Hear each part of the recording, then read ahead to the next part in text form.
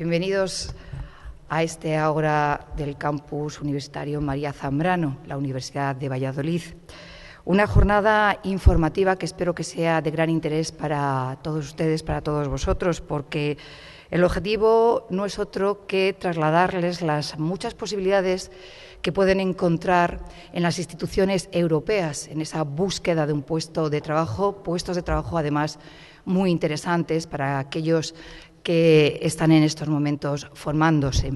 Es tu momento es el título de esta jornada, pero antes de entrar de lleno en ella, yo quisiera dar la palabra, como no puede ser de otra manera, a quien nos acoge, a quien representa esta institución que nos acoge en esta jornada organizada por el Ayuntamiento de Segovia, que como es el vicerrector del campus universitario, Juan José García. Agradecer al Ayuntamiento que ha organizado esta jornada y a todos los ponentes y a todos los participantes y también a todas las entidades colaboradoras el que se hayan acercado a nuestro campus, un campus que, como he manifestado en múltiples ocasiones, está lleno de actividad y una actividad que fundamentalmente trata de acercar a nuestros estudiantes diferentes aspectos complementarios a su formación. Estoy convencido de que la jornada va a ser enriquecedora, de que aquí se va a conocer muchos aspectos que por los jóvenes segovianos pueden ser desconocidos y bueno, algunos de los presentes, lo único que os puedo decir es que os podemos incluir en nómina, pero sin sueldo. Lo digo porque la verdad que en fechas recientes hemos coincidido en varias ocasiones. Os agradezco sinceramente de nuevo esa implicación que tenéis, esa preocupación y bueno, pues en especial también agradecer a Isabel Valle de Juana, directora general de la Dirección General de Relaciones Institucionales y Atención al Ciudadano de la Junta de Castilla y León, y a su equipo que se hayan acercado a nuestro campus, que espero que les resulte acogedor y que disfruten también de esta actividad. Muchas gracias a todos y feliz jornada.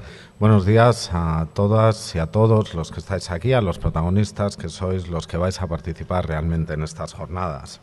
En esta segunda jornada sobre oportunidades de empleo público en las instituciones europeas, organizada por la Concejalía de Desarrollo Económico, Empleo e Innovación del Ayuntamiento de Segovia, con la estrecha colaboración de la Junta de Castilla y León, la Universidad de Valladolid y la Oficina de Información Europe Direct Segovia, adscrita a la Comisión Europea. Quiero agradecer de manera muy especial a Enrique González, César Pla, Esteban Cueva, Celia Pinedo y Gregorio Dávila, que os hayáis acercado hoy hasta aquí, que os hayáis desplazado desde Bruselas hasta Segovia para compartir esta mañana con todos nosotros. Es sin duda una gran oportunidad para todos los asistentes contar con vuestra experiencia y con vuestra asistencia en esta jornada. A vosotros y a todos los que no sois de Segovia os doy la bienvenida a nuestra ciudad, una ciudad que, por cierto, es la cuna del médico Andrés Laguna, el primer humanista en hablar de la idea moderna de civilización europea en su discurso de la Facultad de Artes de Colonia en el año 1543. Una idea que siglos después es cada vez más una realidad y que hoy nos permite, entre otras muchas cosas, organizar estas jornadas. Jornadas que llevan por nombre Es tu momento, porque somos muy conscientes de que la situación económica y laboral es compleja y, por lo tanto, la búsqueda de un trabajo, de un empleo, es un trabajo en sí mismo para muchos de vosotras y de vosotros. Vuestra participación en estas jornadas demuestra una actitud activa en esa búsqueda en la que hay que ser constante y persistente. Pretendemos que a lo largo de la mañana estas charlas permitan ampliar vuestro horizonte laboral, proporcionando nuevas herramientas que os permitan llegar al objetivo final, que es la consecución de un empleo de calidad. En un momento en que tenemos que poner todos los medios a nuestro alcance para combatir no solo el paro, sino la precariedad, favorecer la inserción laboral y conseguir que sea de calidad es uno de los objetivos principales que perseguimos desde el Ayuntamiento de Segovia. junto con las acciones de promoción, desarrollo e innovación encaminadas a conseguir que Segovia sea una ciudad de oportunidades y futuro, desde el Ayuntamiento estamos comprometidos y damos una máxima importancia, utilizando todos los medios que están a nuestra disposición, a mejorar la empleabilidad de nuestros vecinos. La Administración tiene el deber, y nosotros tenemos el compromiso político, de apostar por la información y la formación como herramienta que facilite vuestra búsqueda de empleo. Hoy, en este Ágora, siempre con mucha vida, algo que hay que agradecer a Juanjo y a todo el equipo de la Universidad de Valladolid, tenemos la oportunidad de conocer de primera mano, a través de 4 magníficos profesionales, tanto su experiencia como las diferentes modalidades para trabajar en las instituciones de la Unión Europea. Una opción, sin duda, viable y atractiva para aquellas personas que quieran embarcarse en la preparación de estos procesos selectivos. Instituciones europeas que son tan nuestras como lo es el Ayuntamiento de Segovia, la Junta de Castilla y León o el Gobierno de España. En ellas se deciden y materializan asuntos cada vez más relevantes y es importante que los españoles, y en este caso los segovianos, tengamos representación en las mismas. Como ciudadanos europeos y siempre conscientes de la gran importancia de conocer otras lenguas, otros idiomas, estáis plenamente preparados para acceder a estos puestos, para afrontar estos procesos selectivos y conseguir un trabajo y un empleo público en las instituciones europeas. Por tanto, os animamos a ello. Esta sesión supondrá un punto y seguido y seguiremos apostando y apoyando por vuestra búsqueda de empleo y oportunidades con otras acciones de las que iremos dando cuenta en adelante. No me extiendo más, dejo la palabra a los ponentes también y os animo a que participéis en el posterior debate. Os deseo que sean unas jornadas provechosas y el comienzo de una exitosa carrera. Muchas gracias. Corresponde a Isabel Valle de Juana, directora general de la Dirección General de Relaciones Institucionales y Atención al Ciudadano de la Junta de Castilla y León, cerrar este acto, tomar en último lugar la palabra. Muchas gracias, Yolanda. Muchas gracias, vicerrector, por acogernos en este magnífico recinto. Gracias, concejal, también. Buenos días a todos y muchas gracias por su asistencia. Quiero agradecer también la oportunidad de poder compartir con ustedes la inauguración de esta jornada sobre oportunidades de empleo en la Unión Europea, que se ha hecho posible gracias a la colaboración entre la representación permanente de España ante la Unión Europea, el Ministerio de Asuntos Exteriores y Cooperación, el Ministerio de Hacienda y Administraciones Públicas, el Ayuntamiento de Segovia y su Centro de Información Europe Direct, la Universidad de Valladolid y en su campus de Segovia y la Junta de Castilla y León a través de la Dirección General que represento. Para la Junta de Castilla y León, y estoy segura de que también para las demás instituciones que colaboramos y compartimos en la organización de esta jornada y de este evento, es una prioridad y una satisfacción dar continuidad a una iniciativa que ya se inició en 2013. Se trata de una iniciativa que permite a los ciudadanos y especialmente a nuestros jóvenes y universitarios conocer y poder apostar por un futuro profesional al servicio de las instituciones europeas. El momento actual exige a nuestros jóvenes un intenso esfuerzo por incorporarse al mercado laboral, incluso aquellos que tienen una formación superior universitaria, y también quienes quieren apostar por continuar desarrollando su formación y complementarla también no lo tienen nada fácil, eso es una realidad. Sin embargo, estos mismos jóvenes, vosotros, sois parte de Europa, habéis crecido siendo ciudadanos europeos de pleno derecho en una España integrada y comprometida en la construcción europea. Os resulta familiar Europa, forma parte de vuestra vida desde siempre, en vuestras vacaciones, cuando habéis pasado de unos países a otros sin apenas daros cuenta que estabais pasando una frontera. Cuando habéis estado en vuestros estudios de Erasmus, habéis conocido a compañeros de otras nacionalidades o incluso cuando habéis participado en ligas internacionales o europeas con vuestro deporte favorito. Tenéis montones de ejemplos en los que Europa está integrada en vuestra vida. ¿Por qué entonces no dar un paso más allá? ¿Por qué no considerar a Europa como una posibilidad para orientar vuestra carrera y vuestro futuro profesional? Hoy os van a dar sobradas razones para que consideréis la posibilidad de decantaros por una carrera profesional al servicio de estas instituciones europeas. tanto si eres estudiante de último año, si eres graduado, personal administrativo, otras profesiones con una amplia variedad de campos o, por ejemplo, si eres traductor, intérprete, etcétera. Los ponentes invitados os mostrarán que, efectivamente, las instituciones de la Unión Europea ofrecen una carrera profesional internacional estimulante para los jóvenes, una carrera profesional en un entorno multicultural, con posibilidades de desarrollo, de promoción y, sobre todo, con una formación continua y también posibilidades de conciliar la vida familiar y laboral, con un trabajo flexible. Todo ello constituye el día a día del empleo público en estas instituciones y, además, con unos salarios competitivos. Pero hay algo más que puede ayudar a inclinar la balanza y a considerar la posibilidad de esta oportunidad de empleo en Europa. La Unión Europea es un reto continuo, no exento de dudas, de vaivenes y, por qué no, como en todos los casos, también de ciertos errores. Pero es nuestra obra, representa el empeño común de más de 500 millones de personas en 28 Estados miembros, que deseamos todos un espacio con valores como la libertad, la seguridad, la justicia y la solidaridad. Hoy nos van a mostrar que esta Europa también puede ser nuestra oportunidad laboral. ¿Os imagináis que vuestro trabajo pueda contribuir a armonizar una determinada legislación laboral o social entre los Estados miembros? Que vuestro trabajo, por ejemplo, sea velar por el cumplimiento de unas normas, de lo que sea, de protección ambiental, de seguridad alimentaria, etcétera. O que vuestro trabajo pueda ayudar a incrementar la cohesión social, económica o territorial entre las regiones. Os invito a que no solo lo imaginéis, sino que intentéis hacerlo posible. Para ello estoy convencida de que no hay mejor comienzo que escuchar de primera mano las oportunidades que se ofrecen en palabras de quienes desde sus responsabilidades en la Comisión trabajan activamente en la construcción de nuestra Europa.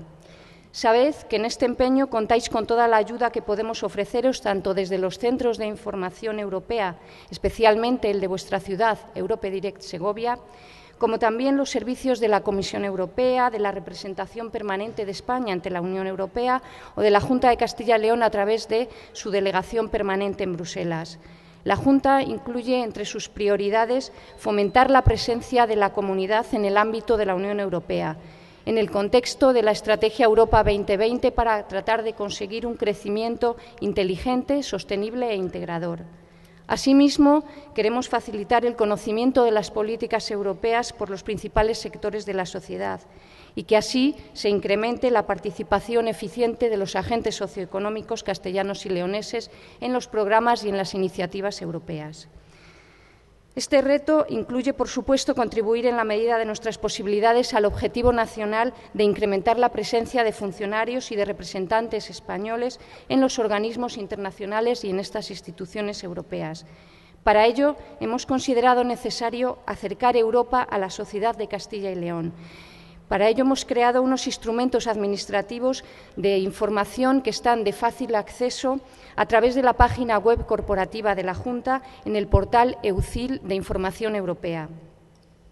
Este portal lo hemos diseñado para facilitar al ciudadano una visión rápida, transversal, en un sentido amplio y bidireccional, es decir, por un lado, información generada en la Unión Europea y que sea relevante para los intereses de Castilla y León y de los castellanos y leoneses. Y, por otro lado, la información sobre las actuaciones que Castilla y León está realizando a través de sus distintos agentes y así promocionarla en la Unión Europea.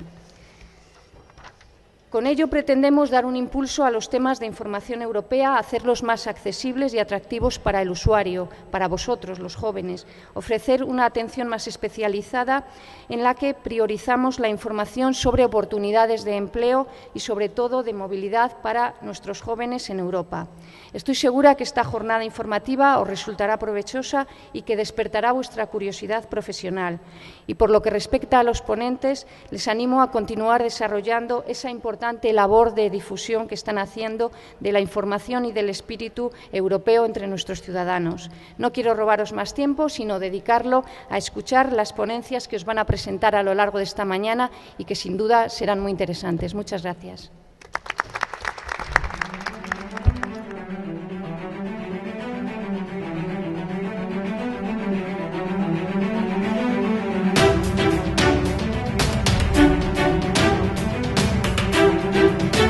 Buenos días a todos Y, en primer lugar, mi agradecimiento a la Junta de Castilla y León, al Ayuntamiento de Segovia, Universidad de Valladolid, Europa Direct, por darme de nuevo la oportunidad de intervenir en esta jornada sobre oportunidades de empleo en instituciones de la Unión Europea.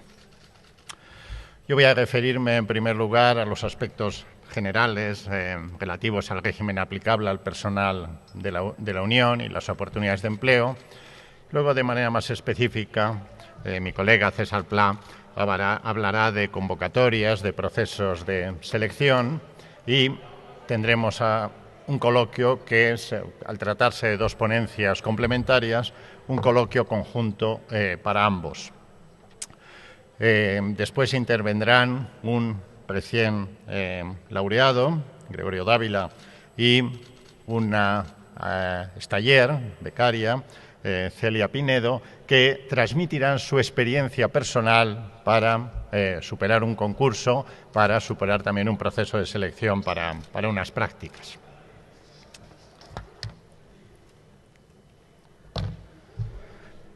Trabajar en las instituciones europeas significa, como se ha indicado ya en la presentación, trabajar en un ámbito multicultural, en un ámbito multinacional, en un ámbito multilingüístico, algo que resulta especialmente atractivo, especialmente gratificante, y lo digo desde mi propia experiencia personal, que, como se ha dicho en la presentación, entre otras cosas, trabajé 18 años en la Secretaría General del Consejo y guardo un gratísimo recuerdo de esa experiencia laboral. En las instituciones europeas trabaja un número muy considerable de personas. Después, en la diapositiva siguiente, daré unos datos, pero con regímenes diferentes. Yo, a efectos meramente expositivos, en esta diapositiva, he distribuido a todas esas personas en un determinado momento al servicio de la Unión en tres grupos distintos. En primer lugar, el personal de la Unión stricto sensu. Aquí se incluyen los funcionarios, también conocidos como agentes estatutarios, por aplicárseles el Estatuto de la Función Pública de la Unión. Los agentes temporales, que, como la palabra indica, solo difieren de los anteriores por la temporalidad de su contrato, un contrato, en este caso, de carácter administrativo, pero con la particularidad de que cuando esos contratos se prorrogan por segunda vez, y se prorrogan a menudo, se prorrogan de manera indefinida, momento a partir del cual en casi nada difieren ya agentes temporales y funcionarios. Los denominados agentes contractuales, vinculados con la institución de que se trate por un contrato, en este caso, de carácter laboral.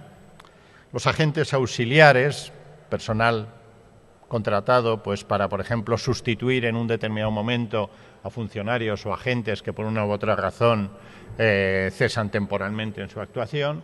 Los agentes locales, aquellos contratados in situ, por ejemplo, las numerosísimas delegaciones con que cuenta la Unión Europea en países terceros, cuentan con funcionarios y agentes temporales, pero contratan también personal local en calidad de agentes locales, o los denominados consejeros especiales, funcionarios o personal de alto nivel, que, por ejemplo, cuando en un determinado momento, imaginémonos, un director general cesa en sus funciones, pues suele ser nombrado consejero especial, manteniendo evidentemente su grado, con unas competencias determinadas.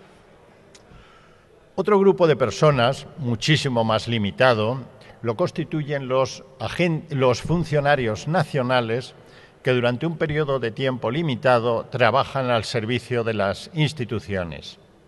Aquí se incluyen los denominados expertos nacionales en comisión de servicio, funcionarios nacionales que durante un periodo de tiempo de 1 año hasta 4 años trabajan en una u otra institución, y con la particularidad de que estas personas continúan percibiendo su salario nacional y la institución de que se trate abona unas dietas que asimilan su salario final al de funcionarios de un nivel similar.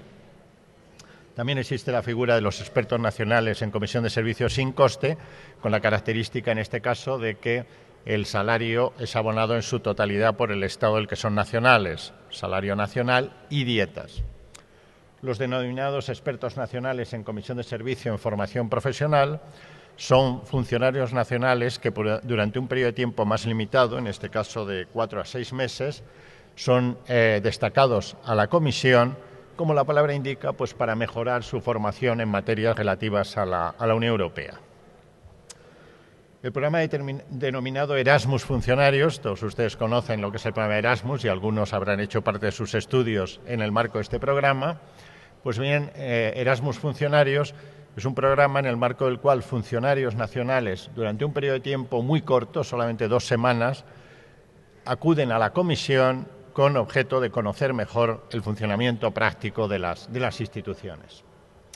Y finalmente, un programa de naturaleza diferente, el programa TAIES, es un programa de colaboración de la Unión Europea con países candidatos a la adhesión y países de la vecindad europea, la vecindad este y la vecindad sur, y en el marco de este programa, funcionarios nacionales son destacados a las administraciones de estos países terceros para colaborar con sus funcionarios en la adecuación de su legislación a la legislación de la Unión.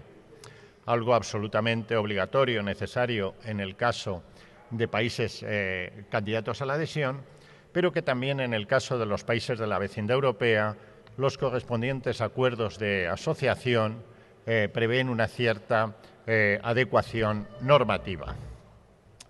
Y finalmente un tercer grupo de personas, un grupo diferente, que incluye a los jóvenes, en este caso, de Estados miembros y también de algunos países terceros en prácticas en las instituciones.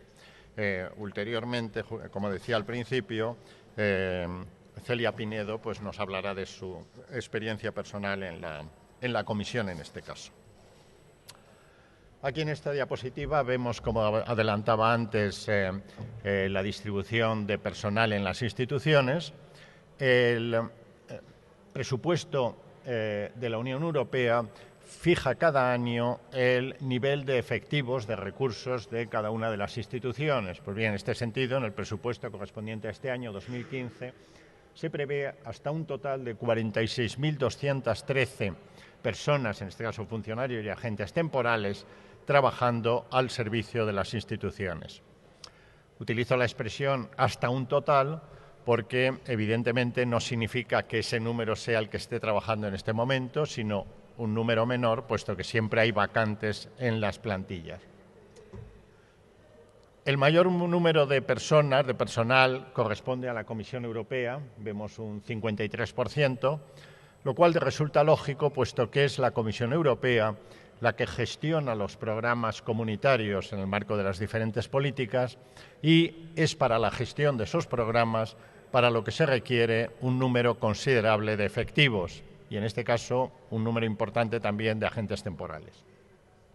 A continuación, la Secretaría del Parlamento Europeo, un 14% del total de efectivos, la Secretaría del Consejo, un 7%, el Tribunal de Justicia. ¿Se me oye bien? Ahora mejor. El Tribunal de Justicia y el nuevo Servicio Europeo de Acción Exterior, un 4% en cada caso, el Tribunal de Cuentas y el Comité Económico y Social, un 2%, el Comité de las Regiones, un 1%. El régimen aplicable al personal de la Unión viene recogido en un reglamento muy antiguo, nada menos que un reglamento del año 68, pero que continúa siendo de aplicación en la actualidad, aunque ha experimentado multitud de cambios a lo largo de los años. Una reforma especialmente importante del Estatuto tuvo lugar en el año 2004 y, entre los muchos cambios entonces introducidos, se incluyó una nueva estructura de carreras con 2 grupos de funciones y una única escala de grados. Inmediatamente me referiré a ello en la diapositiva siguiente. En el año 2010, una reforma también importante de los procedimientos de selección de personal. Hasta esa fecha, 2010, a través de los concursos, lo que se evaluaba básicamente eran los conocimientos de los candidatos. A partir del año 2010 lo que se evalúa son las competencias y habilidades de los mismos.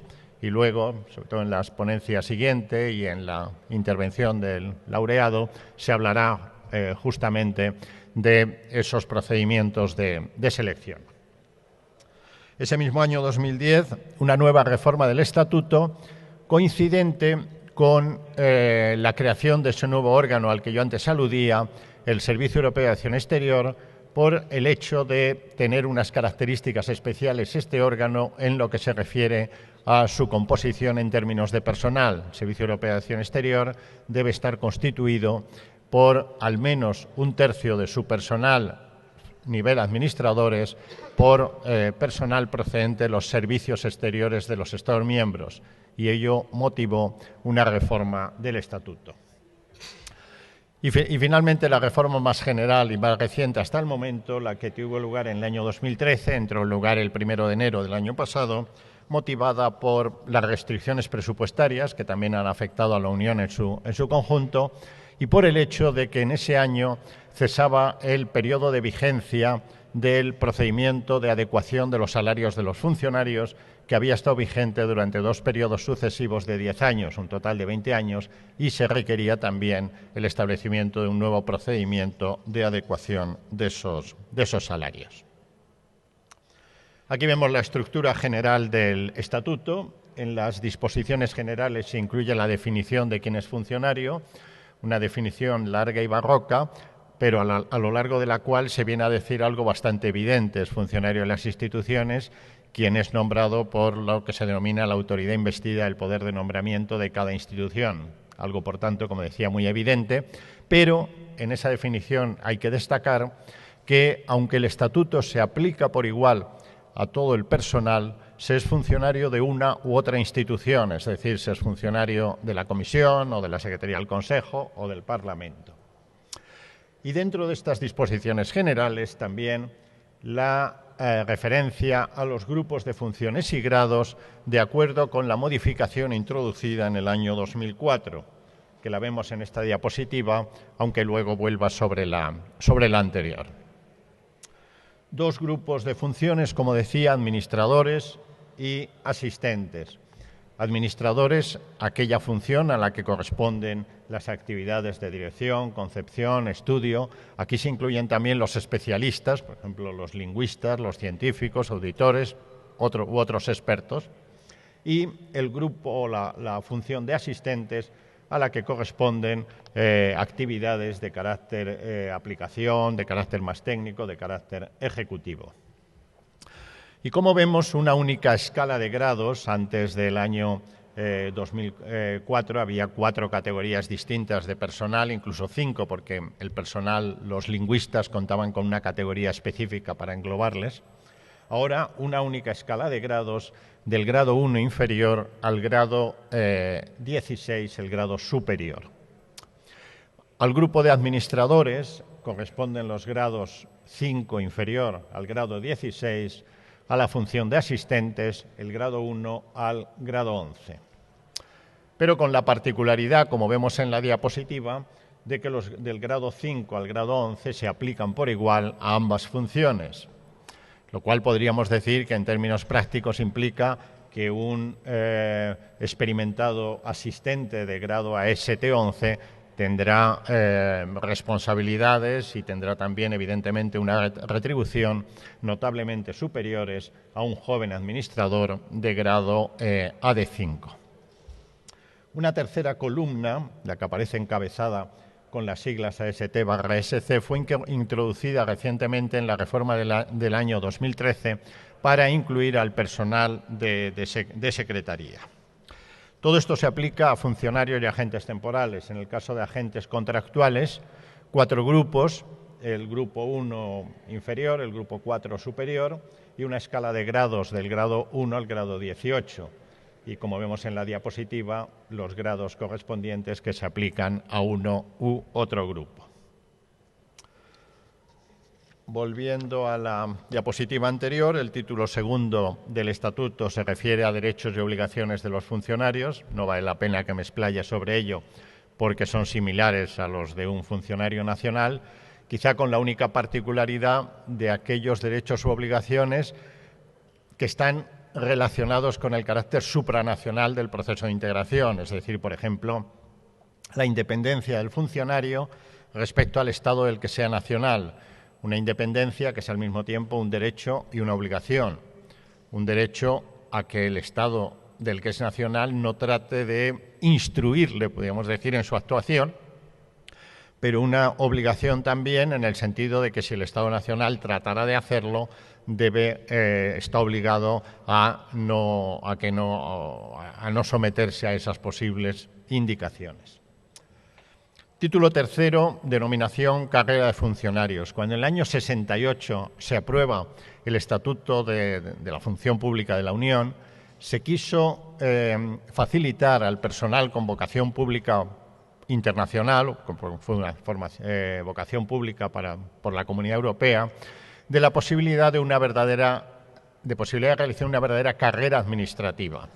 Con anterioridad a esa fecha, cada comunidad contrataba a su propio personal y los contratos correspondientes limitaban su contenido prácticamente a los aspectos salariales. Pues bien, con la aprobación del Estatuto del año 68 se incluye este título, carrera de los funcionarios, y justamente con el objetivo de plantear las oportunidades de carrera.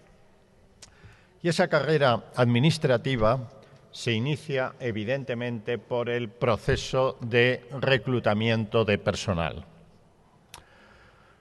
¿Cuándo se procede a reclutar personal al servicio de la Unión? Veíamos antes que el presupuesto anual fija cada año la plantilla de efectivos, pues bien, cuando existen vacantes en las instituciones. Ahora bien, la existencia de una determinada vacante no supone ni mucho menos que se vaya a convocar un concurso para cubrir esa vacante. Imaginémonos en un determinado momento en la Dirección General de Competencia de la Comisión hay una vacante de un puesto al que le correspondería quizá, pues no sé, el grado AD8, no se va a convocar un concurso para cubrir esa vacante. Otro funcionario que se considere adecuado para ese puesto con ese grado podrá ser nombrado para cubrir ese puesto, o un funcionario del grado inmediatamente inferior, AD7, con un mínimo de antigüedad en el grado, un mínimo de 2 años, puede ser promocionado al grado superior y cubrir ese puesto. O a veces también, aunque esto sea poco frecuente, pero se da en ocasiones, las mutaciones interinstitucionales. Imaginémonos que un funcionario de la Secretaría General del Consejo, por acuerdo de las 3 partes, Comisión, Secretaría del Consejo y el propio funcionario, se considera oportuno ofrecerle el puesto en la Comisión y es mutado de una a otra institución. Si excepcionalísimamente no hubiera oportunidad de cubrir un puesto por alguna de estas vías, que son las normales, se convocaría un concurso especial para cubrir ese puesto, pero esto, ya digo, sería realmente excepcional, puesto que lo que se produce normalmente son convocatorias de concursos para el reclutamiento de personal en los grados de base de cada función, AD5 o AD7 si se requiere experiencia, AST1 o AST2, AST3 en el caso de que se requiera experiencia. Y esos concursos podrán ser para reclutamiento de generalistas en los ámbitos administración pública, economía, derecho, o para reclutamiento de expertos, de especialistas en uno u otros ámbitos. Yo no me voy a referir al contenido de los procesos de reclutamiento, pues sobre esto va a hablar ulteriormente César, y va a hablar también nuestro recién laureado, pero quizá me voy a mencionar solamente 2 características importantes que marcan una diferencia entre los concursos de la Unión Europea y el sistema de oposiciones en España, que probablemente conocen todos ustedes. Una oposición en España, quien tiene vocación por la función pública, en este caso nacional, está quizá esa persona preparando ya un concurso, está pensando en prepararlo, piensa en la oposición de qué se trate y está pendiente de que se publique la correspondiente convocatoria en el Boletín Oficial del Estado. Y cuando esa publicación tiene lugar, el candidato, el opositor, que quizá lleva ya tiempo, evidentemente, preparando la oposición y enclaustrado mucho tiempo para ello, pues pasa de largo por el articulado de la correspondiente orden ministerial, acude al anejo donde figura el temario de la oposición, puesto que lo que sabe, y es lo que ya probablemente está haciendo, es preparar ese temario, consciente de que si domina el temario tendrá muchas oportunidades de superar el concurso, si no domina el temario no tendrá absolutamente ninguna. Pues bien, diferencia muy importante, en el caso de la Unión Europea los concursos no prevén un temario, los concursos indican de qué tipo de concurso se trate, si es un concurso para generalistas, si es un concurso para especialista, los requisitos básicos en el sentido de formación universitaria o formación de otro tipo si se trata de asistentes y, en su caso, experiencia laboral, si se requiere experiencia por ser un concurso a lo mejor de grado AD7 y si se trata de concurso de especialistas, pues formación adicional correspondiente y conocimientos de lenguas y prácticamente nada más. Y esto realmente es una gran ventaja, puesto que si antes he dicho que para preparar una oposición en España uno tiene que enclaustrarse 1 o 2 años y dedicarse solo a la preparación de la oposición, sin embargo, un concurso para la Unión realmente se prepara mientras se está haciendo otras cosas, mientras uno está trabajando, mientras uno está realizando en su caso un máster, mientras uno está preparando una tesis doctoral, mientras uno está con otras actividades que le ocupan prácticamente la mayor parte de su tiempo y bueno, pues como se contará luego y se dirá después, dedica también, pues sí, 1 hora diaria a lo mejor, pues a la preparación de ese primer ejercicio de pruebas tipo test del que después se hablará. Otra diferencia muy importante entre el sistema de oposiciones en España y los concursos de la Unión. En las oposiciones en España, cuando uno supera una oposición, uno sabe que se convierte en funcionario. Bueno, quizá tenga que realizar un curso selectivo ulterior, pero que, aunque la palabra indica selectivo, normalmente quien ha superado la oposición pues será confirmado normalmente como funcionario. En el caso de la Unión, las cosas son diferentes. Superar un concurso significa estar incorporado en una lista de reserva, una lista que previamente se denomina lista de aptitud, tal y como la ha elaborado el panel que ha enjuiciado, evaluado el concurso, y como la palabra indica, esas personas quien figura en la lista, son aptos para poder devenir funcionarios. Esa lista EPSO, la Oficina Europea de Selección de Personal, la convierte en lista de reserva y la hace circular por las diferentes instituciones, los diferentes servicios, donde es verdad que existen vacantes, que existen puestos que hay que cubrir y por eso se ha convocado ese concurso, pero no hay ningún derecho adquirido.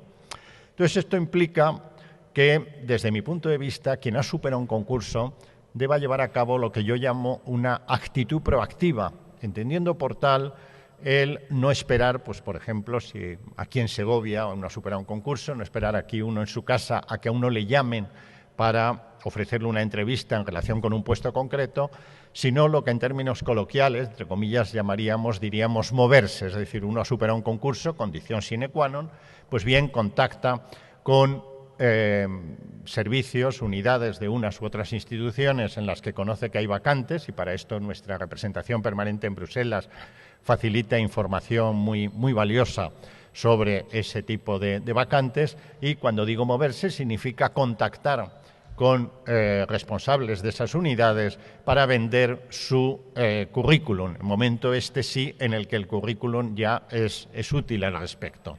Esto no les debe llamar la atención, puesto que, y en el sentido de dirigirse a un extraño, desde aquí o directamente, personalmente en Bruselas, puesto que los funcionarios están muy acostumbrados a este tipo de contactos. En todo caso, de todo esto se hablará ampliamente por parte de mis colegas más tarde. Volviendo sobre la diapositiva anterior, una vez que se ha superado un concurso, el funcionario, quizá puedo todavía referirme a esta diapositiva, una vez que el funcionario ha superado un concurso, comienza su carrera administrativa y a partir de este momento, a lo largo de la misma, podrá encontrarse en diferentes situaciones a las que hace referencia el artículo 35 del Estatuto. En primer lugar, la situación de servicio activo, la más frecuente, pero también aquí se incluye la figura de la comisión de servicio. Imaginémonos un funcionario ya de las instituciones, de la comisión, que en un determinado momento es destacado para trabajar temporalmente en otra organización internacional, Naciones Unidas, por ejemplo, o en una administración nacional, y en este caso pues pasa a la situación de comisión de servicio. La excedencia voluntaria, de contenido más amplio desde el año 2004 al que se preveía ulteriormente. La excedencia forzosa para los casos, por ejemplo, de amortización, digo por ejemplo y no debería decir por ejemplo, de amortización de puestos, puesto que en la realidad prácticamente no se dan. Y finalmente, la nueva figura de la denominada licencia parental para poderse ocupar durante un periodo de tiempo de hijos en edad temprana, con la característica de que en esa situación de licencia parental el funcionario afectado sigue todavía percibiendo una pequeña cantidad, una retribución. A lo largo de la carrera administrativa, el funcionario va a ir siendo promocionado. Hay una promoción automática que es el paso de un escalón al escalón superior.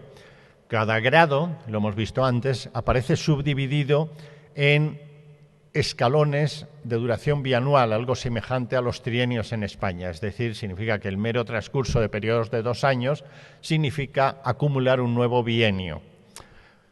La diferencia con los trienios en el caso español es que los trienios en España tienen una importancia económica realmente muy limitada. Estos bienios tienen una importancia algo mayor. Más importante, la promoción de un grado al grado superior.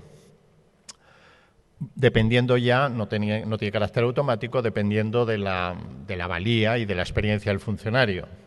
Para la primera promoción se requiere acreditar el conocimiento de una lengua adicional. La superación de concurso implica el dominio de 2 lenguas, la lengua propia y hasta ahora, pero ha habido una sentencia del Tribunal de Justicia al respecto que puede hacer modificar las cosas, la lengua propia y una segunda lengua entre el inglés, el francés y el alemán. Pues bien, para superar la primera promoción se requiere acreditar el conocimiento de una tercera lengua, algo realmente muy fácil, puesto que, como decía al principio, se está trabajando en un marco multinacional, en un marco multicultural, en un marco multilingüístico, en el cual uno se impregna de los conocimientos lingüísticos casi sin darse cuenta, especialmente las lenguas más comunes. Pero es que además todas las instituciones cuentan con cursos de lenguas para sus funcionarios que facilitan esa experiencia lingüística. El artículo 47 del Estatuto hace referencia al cese definitivo de funciones. La jubilación en las instituciones tenía lugar a los 65 años, ahora se ha retrasado a los 66 o 67, con posibilidad incluso de continuar hasta los 70, algo curiosamente similar al régimen existente en España. Pero son muy frecuentes las jubilaciones anticipadas cuando se cuenta con un mínimo de antigüedad y un mínimo de edad. Otras razones para el cese definitivo de funciones: la renuncia voluntaria del propio funcionario, la sanción como consecuencia de la incoación de un expediente disciplinario, si la falta fuera tan grave que llevara consigo la separación del servicio, pues sería razón para cese definitivo.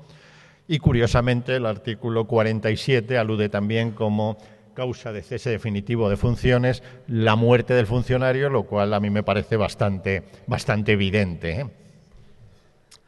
El título 4 del Estatuto hace referencia a las condiciones de trabajo del funcionario, y aquí nuevamente volver a insistir en el interés de ese trabajo en ese marco multinacional, multicultural, multilingüístico, algo a lo que yo les animo. Es decir, que en España, pues en el pasado ha existido un cierto temor, yo diría, o no ánimo para salir al exterior. Esto va desapareciendo y a ello ha contribuido mucho ese programa tan exitoso que ha sido, con esta terminología latinoamericana, el programa Erasmus. Yo creo que el programa Erasmus ha abierto las puertas hacia el exterior y realmente yo creo que sería muy raro encontrar a un estudiante que haya realizado su experiencia Erasmus y no esté muy contento o contenta con esa experiencia. al revés, es decir, que si pudiera lo repetiría probablemente, y los que no tuvimos oportunidad de hacerlo, pues nos hubiera encantado poder disfrutar de un marco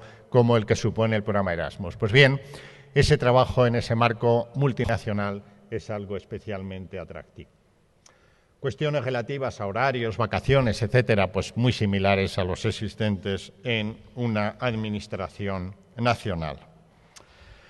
El título 5 del Estatuto hace referencia al régimen retributivo, algo también interesante. Ya antes en el acto de inauguración hubo una referencia a lo atractivo de los salarios en la Unión.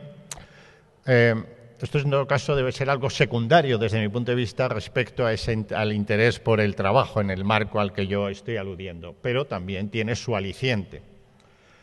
Para que se hagan una idea, un joven administrador que supera un concurso sin experiencia, AD5, en la actualidad su salario base asciende a 4.384 euros con 38 céntimos. Bueno, no está mal.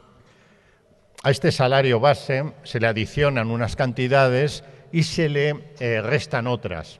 La cantidad más importante que se adiciona es la denominada indemnización por expatriación, a la cual tienen derecho todos aquellos funcionarios cuyo punto de origen no coincide con el punto en el que desarrollan sus funciones. Normalmente la mayoría de los funcionarios van a trabajar en Bruselas, muchos también en Luxemburgo, algunos en algunas otras sedes de agencias, por ejemplo, diseminadas por el territorio europeo, pero la gran mayoría Bruselas y Luxemburgo. Pues bien, en la medida en que se tratara, por ejemplo, de una persona que procediera de Segovia y que trabajara tras superar el concurso en Bruselas, tendría derecho a la indemnización por expatriación, y esta indemnización supone un 16% sobre el sueldo base.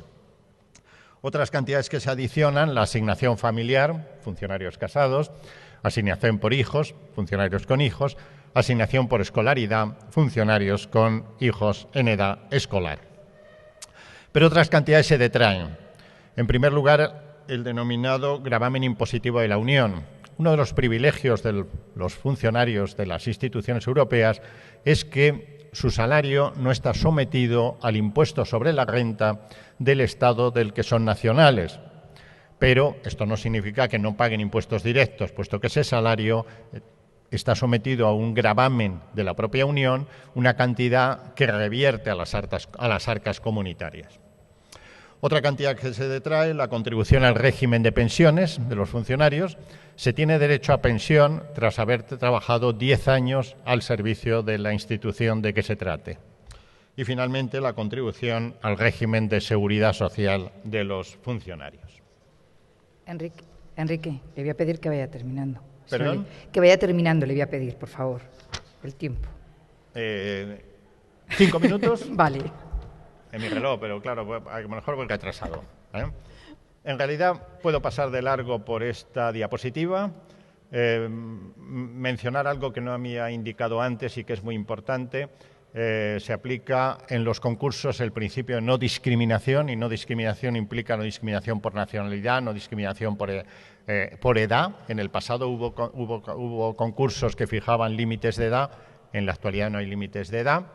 No discriminación por sexo, evidentemente. No existen, por tanto, he mencionado la no discriminación por nacionalidad, no existen cupos nacionales.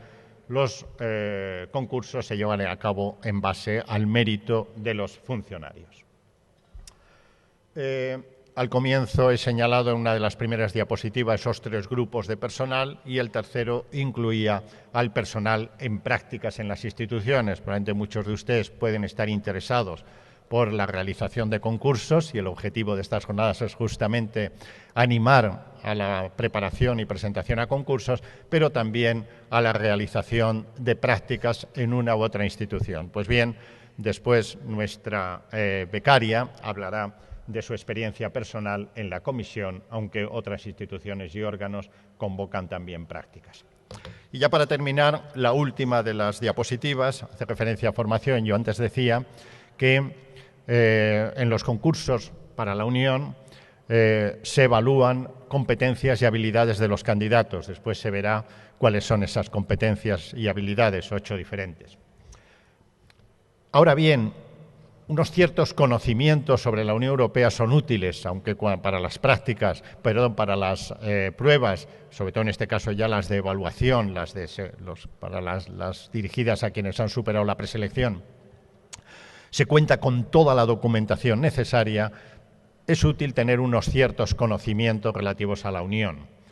La Unión Europea como tal no facilita formación, pero una serie de programas de la Unión facilitan el mejor conocimiento de la Unión. Esos programas, antes diseminados en diferentes tipos, han sido fusionados todos ellos en el marco de las nuevas perspectivas financieras para el periodo 2014-2020 en el nuevo programa Erasmus+.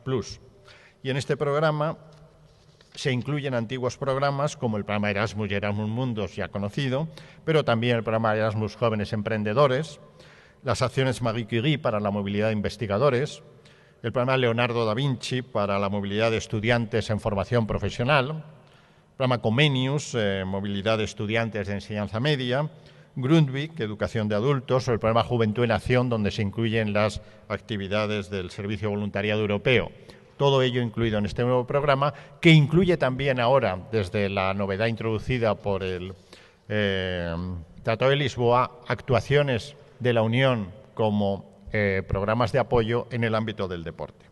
Formación de los Estados miembros, numerosísimas en los diferentes Estados miembros. Yo solamente me referiré aquí de una manera concreta pues, al curso del Colegio Europa de Brujas, pues, por su prestigio, su larga tradición, un marco en el que se desarrolla, probablemente lo conozcan algunos de ustedes, una formación anual relativa a la Unión Europea en 3 dominantes distintas: Administración General, Derecho, Economía.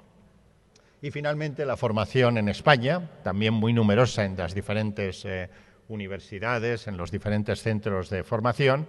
Yo, procediendo del Ministerio de Asuntos Exteriores y de Cooperación, no puedo resistir, evidentemente, la tentación de referirme al curso sobre la Unión Europea que se imparte 3 veces al año en la Escuela Diplomática, un curso de carácter general, pero en el que durante 2 meses y medio se da a conocer de manera global el contenido de la Unión Europea desde el punto de vista institucional, políticas comunes, relaciones exteriores, etcétera.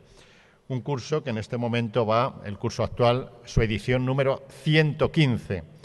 Se puso en marcha antes de la adhesión de España a las Comunidades Europeas, un curso que se conoce coloquialmente como curso Ullastres, puesto que fue el embajador Ullastres, previamente había sido ministro de Comercio, quien lo puso en marcha y lo dirigió hasta su fallecimiento.